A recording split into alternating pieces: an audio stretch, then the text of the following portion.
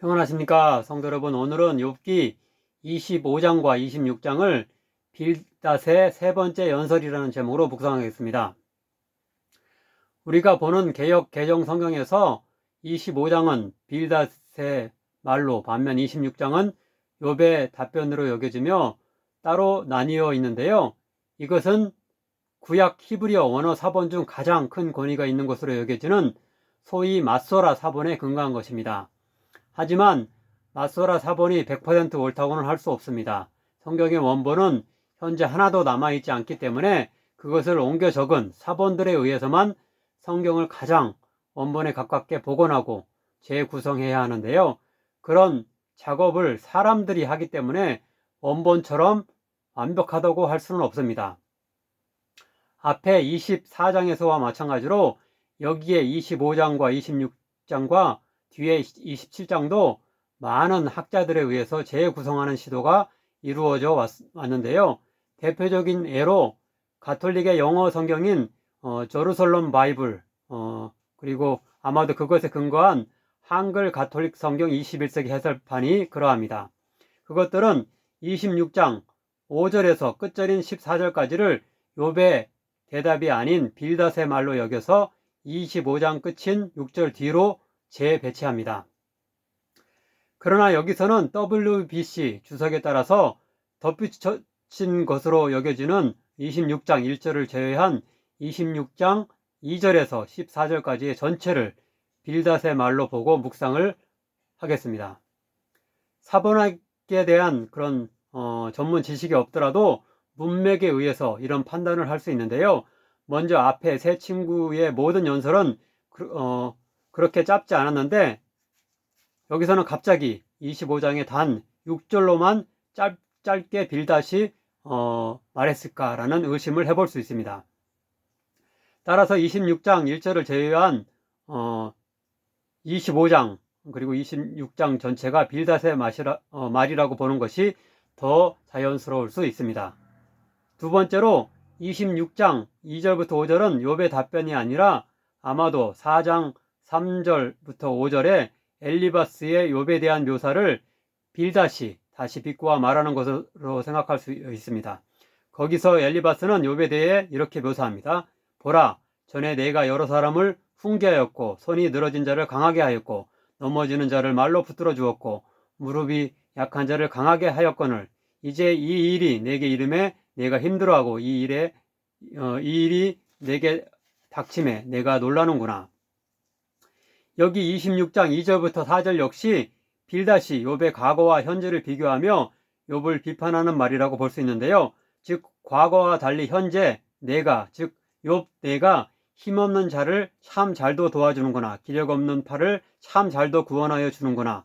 지혜 없는 자를 참 잘도 가르치는구나. 큰 지식을 참 잘도 자랑하는구나. 내가 누구를 향하여 말하느냐, 누구의 정신이 내게서 나왔느냐라고 하면서 이렇게 반어법적으로 말을 하고 있습니다. 즉 빌닷은 욥이 과거와 달리 현재는 하나님이 주신 힘과 능력과 지혜와 총명함을 상실하여서 약한 자들을 도울 수도 없고 무지한 자들에게 통찰력 있는 말로 조언하지도 못한다는 뜻입니다. 세 번째로 26장 5절부터 14절은 25장 2절부터 6절에 미천한 인간과 비교되는 하나님의 높으신 주권과 위엄에 대한 빌닷의 추가적 묘사로 볼 수 있는데요. 먼저 25장 2절부터 6절입니다.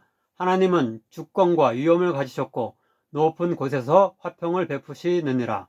그의 군대를 어찌 계수할 수 있으랴. 그가 비추는 광명을 받지 않는 자가 누구냐. 그런즉 하나님 앞에서 사람이 어찌 의롭다 하며 여자에게서 난 자가 어찌 깨끗하다 하랴. 보라, 그의 눈에는 달이라도 빛을 발하지 못하고 별도 빛나지 못하거든. 하물며 구더기 같은 사람, 벌레 같은 인생이랴. 이 구절에서 빌닷은 인간과 비교할 수 없는 하나님의 크신 주권과 위엄을 시적으로 묘사하는데요. 26장 5절부터 14절 또한 그런 하나님의 놀라우신 주권과 위엄을 시적으로 묘사하고 있습니다. 즉 하나님은 하늘과 땅과 바다로 대표되는 우주 전체와 그 안에 사는 인간을 포함한 생명체 전체의 생사를 주관하며 다스리는 분이심을 노래하고 있습니다. 이 구절을 발췌하면 다음과 같습니다. 하나님 앞에서는 수월도 벗은 몸으로 드러나며 멸망도 가림이 없음이라. 그는 북쪽을 허공에 펴시며 땅을 아무것도 없는 곳에 매다시며 물을 빽빽한 구름에 싸시나 그 밑에 구름이 찢어지지 아니하느니라. 그는 능력으로 바다를 잔잔하게 하시며 지혜로 라합 곧 바다 괴물을 깨뜨리시며 보라 이런 것들은 그의 행사의 단편일 뿐이요. 이런 두 구절의 동일한 취지의 묘사에 근거할 때 우리는 26장 5절부터 14절과 25장에 말하는 사람이 서로 다르기보다는 같다고 보는 것이 더 타당하다고 결론 내릴 수 있습니다. 이렇게 26장 역시 25장과 마찬가지로 빌닷의 연설로 보는 견해의 이유를 제시하면서 이미 각 구절의 뜻을 설명했는데요. 다시 한번 25장과 26장 전체의 대지를 요약하면 다음과 같습니다. 앞에 23장과 24장에서 욥이 하나님이 일부러 자신과의 변론을 피한다고 하며 자신의 의로움을 주장하고 또한 하나님이 사회적 약자들이 악인들에 의해서 억압과 착취를 당하는 불의한 그런 이 상황을 방치하신다고 주장했는데요. 이에 대해서 빌닷은 욥이 과거에 지녔던 능력과 총명함을 잃고 이제는 무능력한 가운데 이상한 말만 하고 있다고 비판하면서 하나님은 감히 욥 따위의 인간과 비교할 수 없는 지혜와 의로우심을 소유하신 분이시며 우주와 인간 사회 전체를 속속들이 다스리시는 분이라고 대답하고 있는 것입니다.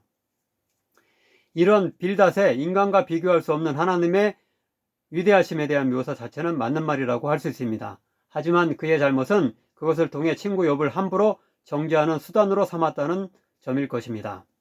이런 매우 시적이며 장황한 말로 빌닷이 욥을 꾸짖었지만 27장을 보면 욥은 전혀 설득되지 않으며 자신의 죄를 결코 인정하지 않고 계속하여 자신의 무고함을 주장합니다. 27장 5절과 6절입니다.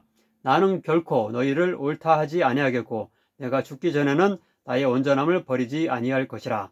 내가 내 공의를 굳게 잡고 놓지 아니하리니 내 마음이 내 생애를 비웃지 아니하리라. 아무쪼록 우리들은 빌닷과 같이 그 자체로는 매우 진리이며 은혜로운 것 같은 신앙적 언사를 하지만 듣는 이에게 맞지 않고 적용되지 않는 것이어서 허공을 치며 반발만 가져오는 행동을 하지 않도록 조심해야 하겠습니다.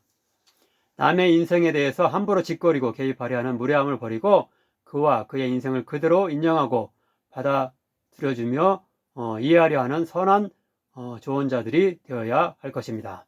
기도하겠습니다. 사랑의 하나님, 빌닷의 매우 장황하고 시적이며 그 자체로는 옳은 말이지만 아무런 위로와 도움이 되지 않는 욥에 대한 조언에 대해 알게 하시니 감사드립니다. 아무리 좋은 말이라도 때와 장소를 잘 분별하여 적절하게 할 수 있는 자가 되게 하소서. 섣부른 비판보다는 상대방의 이제까지의 삶을 먼저 존중하고 인정하며 품어주는 따뜻한 조언자가 되게 하소서. 예수님의 이름으로 기도하옵나이다. 아멘.